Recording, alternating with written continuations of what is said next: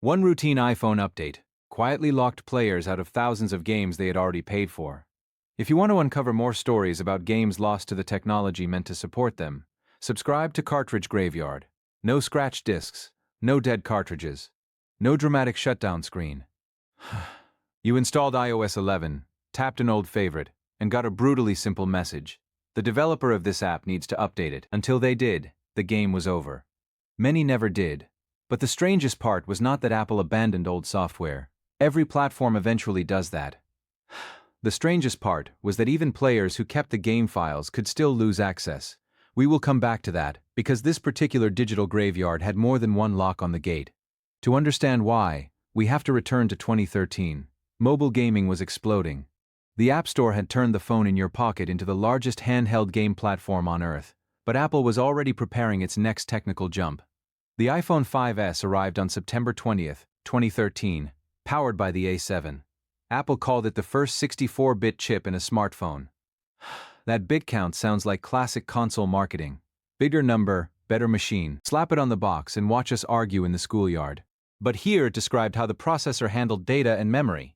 A 64-bit architecture gave Apple more room to improve performance and eventually use more memory. It also created a clean path toward newer hardware. The catch was that the App Store contained an enormous library built for the older 32-bit architecture. At first, that was fine. Apple supported both. Old games kept running, while developers were encouraged to submit 64-bit versions. But encouragement gradually became pressure. From February 2015, new iOS apps had to include 64-bit support. Updates faced the same requirement from June, so the warning signs were there. But players do not read developer requirement pages before opening flight control on the train. To us, the icon was still on the screen. The game still worked. What could possibly go wrong? In 2016, iOS began warning that older apps might slow down the device. In 2017, Apple added a menu that identified incompatible apps. Tap Settings, General, About, Applications, and there it was, a personal extinction list. Apple had given developers years to move, but many mobile games were already abandoned. Some studios had closed.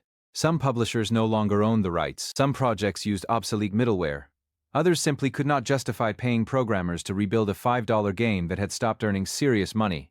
Therefore, when iOS 11 launched on September 19, 2017, Apple removed 32-bit app support completely. Not reduced support. Not hidden support. Gone. A 32-bit game could remain visible on your home screen, but tapping it did nothing useful. The hardware was powerful enough to run it. Your phone had not forgotten the code. Apple had simply removed the compatibility layer required to execute it. That distinction matters. These games did not disappear because their cartridges had corroded. They disappeared because the platform changed the rules around them. The exact scale is messy. App Store records shift, delisted software is difficult to count, and mobile sales data can be wonderfully iffy. But analytics firm Sensor Tower estimated that roughly 187,000 apps in the store lacked 64-bit support before iOS 11. That was around 8% of the catalog at the time. Not all were games, of course, but games formed a huge part of the early App Store. So the number affected ran comfortably into the thousands, and these were not all disposable Flappy Bird clones with 12 minutes of development behind them. BioShock had received an iPhone and iPad conversion. A full version of Rapture was squeezed onto a touchscreen, which still sounds like witchcraft. On paper, this was exactly the kind of premium release that should have survived. A famous franchise, a major publisher, and a full console game rebuilt for mobile. Compatibility problems forced it off the store, and the update that could have carried it into iOS 11 never arrived. That failure exposed the real equation. Prestige could justify the initial port, but Prestige did not guarantee years of maintenance once sales slowed. So if a name as large as BioShock could be abandoned, platform-exclusive games were in even greater danger. Electronic Arts had two of the clearest examples. Dead Space was not a lazy port but a separate survival horror story created specifically for mobile, complete with voice acting, impressive 3D visuals, and the deeply relaxing experience of being attacked by necromorphs while holding a telephone. Its quality proved that smartphones could support ambitious original games. But ambition also meant custom technology, a larger production, and more systems that would eventually need updating. Once Electronic Arts removed it, no 64-bit rescue followed. Mass Effect Infiltrator faced the same commercial logic. It carried another major franchise onto mobile, but that famous logo could not change the maintenance calculation. If the cost of rebuilding an aging app exceeded the money it was likely to earn, the rational business decision was to let it disappear. Doom Resurrection made the pattern impossible to dismiss. This was an original on-rails shooter, built around the events of Doom 3, backed by one of gaming's most durable names. But even Doom's historical importance could not protect a mobile release tied to a short commercial window. BioShock showed that a console conversion could vanish. Dead Space and Mass Effect showed that original license productions could vanish too. Doom proved that even belonging to a legendary series was no shield. But those expensive games were only the visible edge of the collapse. The same market that attracted major publishers had first been created by smaller developers, experimenting with the hardware itself. A developer could build something weird, sell it for a few dollars, and suddenly reach millions of people. That gave us games designed around tilting, swiping, pinching, and playing in stolen 2-minute gaps. Those controls were not compromises. They were the point. Rolando was one of the games that proved it. Guiding tiny round characters by tilting the phone and manipulating the world made the iPhone feel like its own gaming machine, rather than a tiny console impersonator.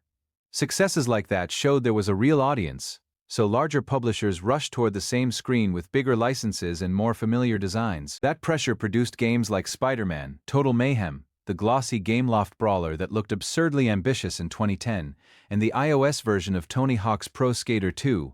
But the gold rush carried a hidden cost. Publishers treated these releases as products for the current device, the current storefront, and the current licensing agreement. They were built to seize a moment, not necessarily to survive the next decade. So the very thing that made early mobile gaming exciting also made it fragile. Rapid experimentation created hundreds of unusual games, but rapid release cycles meant preservation was rarely part of the budget. Famous brands brought console-scale ambition, but they also added music rights, trademarks, contracts, and engine licenses that could expire. Once revenue faded, every dependency became another reason not to update. For some players, these games were not side attractions. They were attached to bus rides, lunch breaks, first jobs, and that old iPod Touch with a cracked corner. I had apps I assumed were safe because I had bought them. That sentence now feels hilariously innocent. In the cartridge era, buying the game usually meant receiving the object that contained it. If the console worked and the cartridge worked, nobody had to approve the reunion. But an App Store purchase gave you permission to download and run software inside Apple's ecosystem. It did not guarantee that the publisher would keep hosting it. It did not guarantee that music, trademarks, engine licenses, or server features would remain available. Back then, picking a console was not just picking a machine, it was picking who you spent your nights with. On mobile, we did not realize we were also picking an expiration policy. Why did developers not simply press the big 64-bit button? Because that button did not exist. For a maintained project with clean source code, the conversion could be manageable. But many old games depended on outdated versions of Unity, proprietary engines, third-party libraries, advertising systems, or platform APIs that Apple had replaced. Updating one component could break another. Rebuilding the app might expose interface problems on newer screen sizes. Testing cost money. Licensing agreements could require renegotiation. And that assumes the source code still existed. Studios close. Hard drives fail. Contractors leave. Publishers acquire companies, but not every development archive. A finished game may survive on millions of devices, while the editable project used to create it vanishes inside one forgotten backup. But surely the installed app file was enough, right? Here is the second lock on the gate. Commercial iOS apps were distributed as signed, encrypted packages tied to Apple's systems. Copying an IPA file did not automatically produce a clean, permanent game archive. A preserved file might still require account authorization, decryption, a compatible version of iOS, and hardware willing to run 32-bit code. If the game depended on a dead server, even launching it might only reveal another tombstone. So the update exposed a brutal truth. Preservation is not the same as possession. You can preserve the package but lose the key. You can keep the key but lose compatible hardware. You can maintain the hardware but lose the server. Every dependency becomes another point of failure. That is why old iPhones and iPads suddenly became accidental museum pieces.